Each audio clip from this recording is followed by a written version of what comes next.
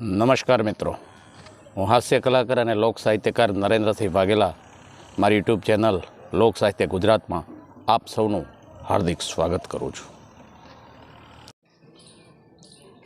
જય માતાજી મિત્રો, હું લોક સાહિત્યકાર નરેન્દ્રસિંહ વાઘેલા આપનું હાર્દિક સ્વાગત કરું છું. અધીરો છે ઈશ્વર, અધીરો છે ઈશ્વર તને બધું આપવા, અને ચમચી લઈ તું દરિયો માંગવા ઊભો છે. એવી સરસ મજાની એક વાત આપની સામે હું રજૂ કરવા માગું છું. ગામડું ગામ છે અને મધ્યમાં એક સરસ મજાનું મંદિર આવેલું છે, અને મંદિરમાં સવાર સાંજ સરસ મજાની આરતી થાય છે. પણ શરત એટલી કે મંદિરમાં જે લોકો ઝાલર વગાડતા હોય એનો પણ પગાર, આરતી ગાતો હોય એનો પણ પગાર, પૂજારી જે આરતી ઉતારતા હોય એનો પણ પગાર, અને જે ઢોલ નગારા વગાડતા હોય એનો પણ પગાર. ટૂંકમાં બધા જ કર્મચારીઓ પગારદારી. હવે એમાં એક વ્યક્તિ સાચો ભક્ત, સાચો સાત્વિક માણસ છે એ, અને એ ઝાલર વગાડે છે જ્યારે આરતી સમયે, ત્યારે એના આંગળા ફાટી જાય છે. એના આંગળા ફાટી અને લોહીના રગેડા છે એ કોણી સુધી હેઠા ઉતરીને આવે છે. આવો તરબોળ થઈ ગયેલો માણસ, જીવ અને શિવનો એટલો બધો તાર લાગી ગયેલો, ગાંડો થઈ જાય માણસ. સવાર સાંજ આરતી વગાડે, એના તનનું એના શરીરનું એને ભાન નથી. ઈશ્વરની સામે એક તાર લાગી ગયો છે ને ચોધારાસુ એ રડતા રડતા ઘંટારાવ કરે છે ને, તો એને લોહીના રગેડા કોણી સુધી આવે છે, પણ એને એનું ભાન નથી હોતું. આવો માણસ, આવો ભોળો ભગત. પણ સમય જતાં ટ્રસ્ટીઓ બદલાણા, અને ટ્રસ્ટીઓ બદલાણા એટલે ભણેલા અને એજ્યુકેટેડ ટ્રસ્ટીઓ આવી ગયા. ઓલે આ રિટાયર્ડ થઈ ગયેલા અને ઉંમરવાળા જૂના માણસો નીકળી ગયા નથી. અને પછી ટ્રસ્ટે નક્કી કર્યું કે હવે આપણે જે બધાને રાખ્યા છે ને એ અભણ લોકો હોય તો એમને છૂટા કરી દેવા, અભણ માણસો હોય તો એમને છૂટા કરી દેવા, અને ભણેલાની આપણે ભરતી કરવાની છે. હવે ભણેલા માણસોની આપણે ભરતી કરવી છે, અને એજ્યુકેટેડ માણસોને આપણે મંદિરમાં રાખવાના છે. એટલે આજે સાંજે આરતી પત્યા પછી જે લોકો અભણ હોય એમને કાર્યાલયમાં મોકલો, અને મેઇન ટ્રસ્ટી પ્રમુખ છે એ કાર્યાલયમાં બેઠા છે. આરતી પૂર્ણ થાય છે, ઓલા માણસના લોહીના રગેડા છે કોણી સુધી ઉતરી ગયા છે, અને એવો માણસ એને કોઈકે આવીને કીધું કે તમને ઓફિસમાં કાર્યાલયમાં બોલાવે છે. અને કાર્યાલયમાં બોલાવ્યો, અને ઓલો માણસ બે હાથ જોડીને ઊભો રહી ગયો છે. બોલો સાહેબ, મારી કોઈ ભૂલ થઈ ગઈ? બોલે ના, ભૂલ કોઈ નથી થઈ, તમારી કોઈ ભૂલ નથી થઈ, પણ પહેલાં માફ કરજો. હવે ટ્રસ્ટે એવું નક્કી કર્યું છે કે દરેક માણસને પગાર દેવો સારો, પણ ભણેલા માણસની ભરતી કરવી. આપ કેટલું ભણ્યા છો? તો ઓલો માણસ કે હું ગરીબ માણસ, સાહેબ મારી પાસે ભણવાના પૈસા નહીં, ખાવાના પૈસા નહીં, એટલે હું તો નિશાળનું પગથિયું નથી ચડ્યો, હું બિલકુલ અભણ માણસ છું. તો પછી તમારે છૂટા થવું પડશે.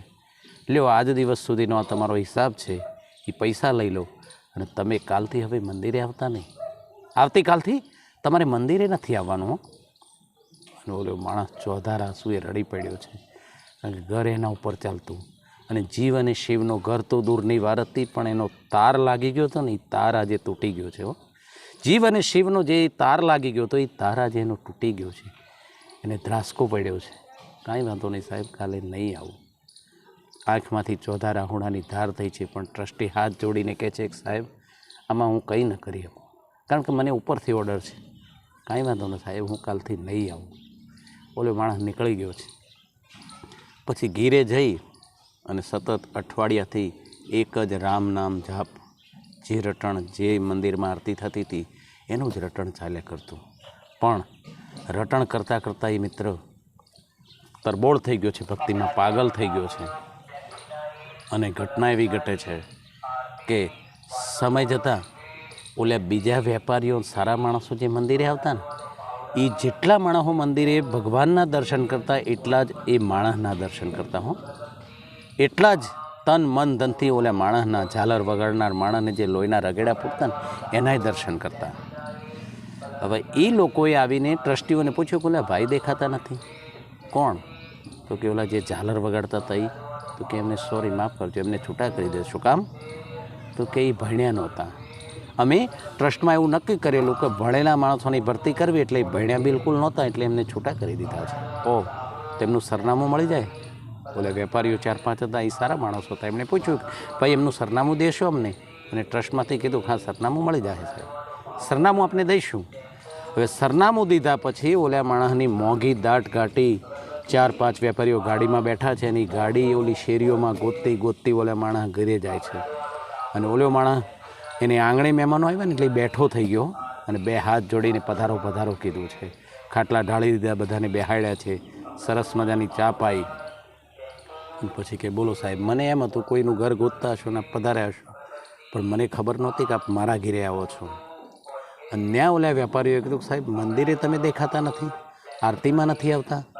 તો ત્યાં ઓલા માણસે એટલું જ કીધું કે સાહેબ અમારે ત્યાં ભણેલા માણસોની ભરતી થઈ, એટલે હું ભણ્યો નહોતો, બિલકુલ અભણ માણસ હતો, એટલે મને છૂટો કર્યો છે. તો પછી તમારે જો આરતી જ ઉતારવી હોય તો ભલે પગાર નહોતો લેવો, પણ સાહેબ મારું એનાથી ઘર પણ ચાલતું હતું, એટલે હવે હું ત્યાં આવી શકું. પણ સાહેબ એક વાત કહી દઉં કે જે દિવસથી મંદિરનું પગથિયું ઉતરી ગયો છું ને, જે દિવસથી મંદિરનું પગથિયું ઉતર્યો છું, એ દિવસથી મેં અન્નનો દાણો નથી લીધો સાહેબ. કારણ કે મારો જીવ અને શિવનો તાર લાગી ગયો તો સાહેબ મને ગોઠતું નથી ઘરમાં. પણ જો હું મંદિરે આવું છું તો ઓલા ટ્રસ્ટીઓને એમ થાય કે આની ગરજ છે, આને નોકરીની જરૂર છે એટલે આટા મારે છે, એટલા માટે હું નથી આવી શકતો. અને ઓલા વેપારીઓ પણ ગળગળા થઈ ગયા અને એ બધાએ કીધું કે જુઓ તમને બોઠપ ન લાગે તો અમે એક સારી જગ્યાએ મંદિરની સામે પ્લોટ જોયો છે, ત્યાં દુકાન કરી દઈએ, તો ત્યાં તમે મંદિરની સામગ્રી વેચો અને સવાર સાંજ મફતમાં આરતી ઉતારો, અને જે દુકાનની ઇન્કમ, દુકાનની આવક થાય એમાં મારે 1 રૂપિયો પણ જોઈતો નથી, તમારે ઘર ચલાવવાનું. અને વધારો થાય તો પણ અમે સુખી માણસ છીએ, પણ તમારી અમને જરૂર છે, એટલે આપ ચોક્કસ મંદિરે પધારો. ઓલો માણસ ગળગળો થઈ ગયો અને કાંઈ વાંધો નહીં સાહેબ, જો એમ કરી દેતા હોય તો હું આવું, પગાર નહીં માગું મંદિર પાસે અને મારું ઘર ચલાવીશ. સમય જતાં વાર ન લાગી મિત્રો, ઓલા માણસને દુકાન કરી દીધી, દુકાને બેસતો થઈ ગયો, ઘર પણ ચાલતું હતું, એટલે હવે હું ત્યાં આવી શકું. પણ સાહેબ એક વાત કહી દઉં કે જે દિવસથી મંદિરનું પગથિયું ઉતરી ગયો છું ને, જે દિવસથી મંદિરનું પગથિયું ઉતર્યો છું, એ દિવસથી મેં અન્નનો દાણો નથી લીધો સાહેબ. કારણ કે મારો જીવ અને શિવનો તાર લાગી ગયો તો સાહેબ મને ગોઠતું નથી ઘરમાં. પણ જો હું મંદિરે આવું છું તો ઓલા ટ્રસ્ટીઓને એમ થાય કે આની ગરજ છે, આને નોકરીની જરૂર છે એટલે આટા મારે છે, એટલા માટે હું નથી આવી શકતો.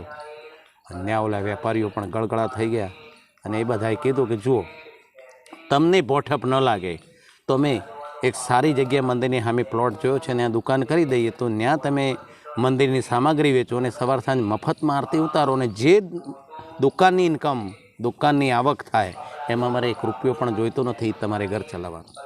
અને વધારો થાય તો પણ અમે સુખી માણસ છીએ, પણ તમારી અમને જરૂર છે, એટલે આપ ચોક્કસ મંદિરે પધારો. ઓલો માણસ ગળગળો થઈ ગયો અને કાંઈ વાંધો નહીં સાહેબ, જો એમ કરી દેતા હોય તો હું આવું, પગાર નહીં માગું મંદિર પાસે અને મારું ઘર ચલાવીશ.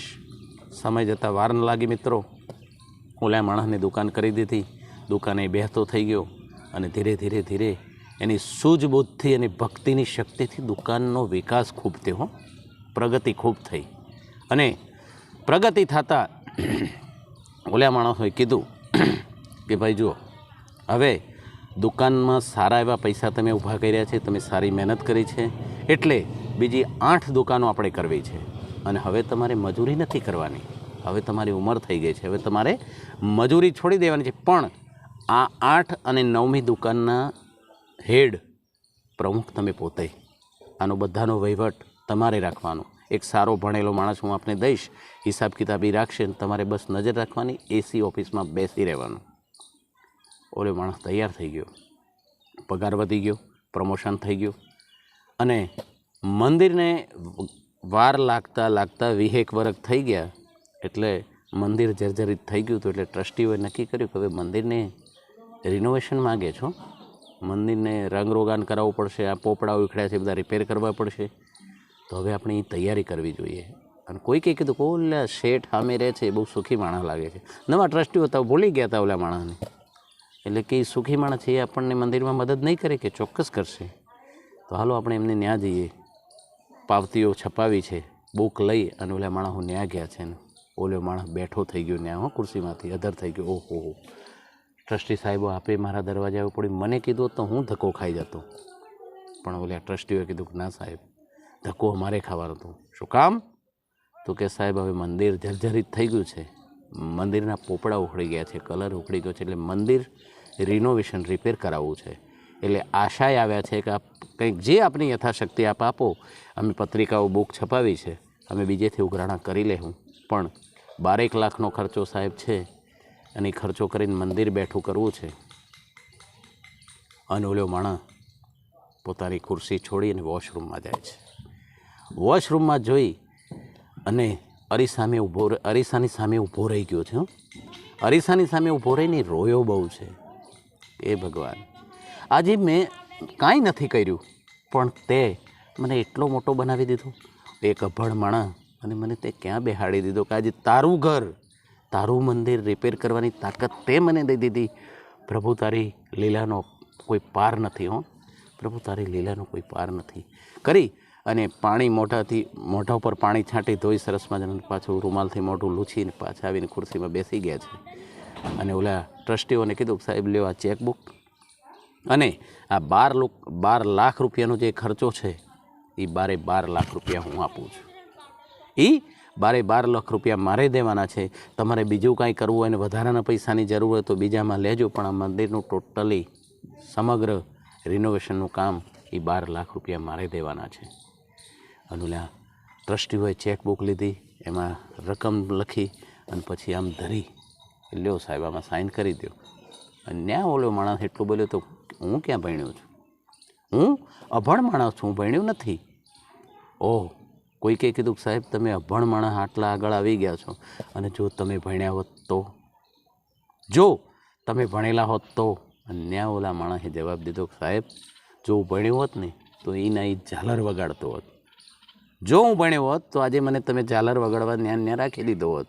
પણ મારા ઈશ્વરની ઈચ્છા કંઈક જુદી જ હતી. એ મને કંઈક નવી દિશામાં લઈ જવા માગતો હતો. એટલે મારા પ્રભુની મહેરબાનીથી જે કાંઈ છું એની કૃપાથી છું, બાકી મારી કોઈ તાકાત નથી સાહેબ, મારી કોઈ તાકાત નથી. મિત્રો, આપને જો વાત પસંદ આવી હોય તો ચોક્કસ મારી ચેનલને લોક સાહિત્ય ગુજરાત લાઈક, શેર અને સબસ્ક્રાઈબ કરશો. જય માતાજી.